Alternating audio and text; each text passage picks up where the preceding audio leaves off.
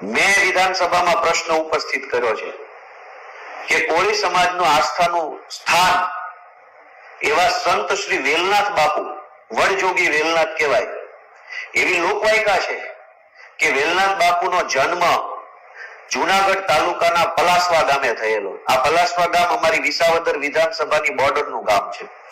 ત્યાં સંત શ્રી વેલનાથ બાપુનો ધૂણો આવેલો છે. આખા ગુજરાતનો કોળી સમાજ માંધાતા ભગવાન અને વેલનાથ બાપુને ખૂબ માને છે. આ જ હર્ષસંઘવીની સરકાર છે વેલનાથ બાપાના ધૂણાનું રિનોવેશન કેમ નથી કરતા? પવિત્ર યાત્રાધામમાં વેલનાથ બાપુનો ધૂણો સામેલ કેમ નથી કર્યો?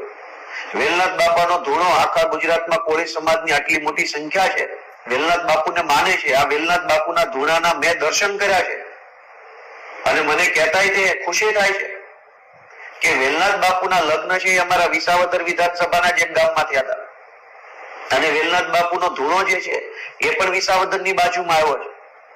કોળી સમાજના આસ્થાનું કેન્દ્ર તમારે ડેવલપ કરવું નથી, એમાં ગ્રાન્ટ આપવી નથી, પવિત્ર યાત્રાધામમાં સામેલ કરવો નથી અને પર્યટન સ્થળની અંદર પવિત્ર પર્યટન સ્થળમાં એનો વિકાસ કરવો નથી અને વિધાનસભાની અંદર બોલ બચ્ચન કરવું છે.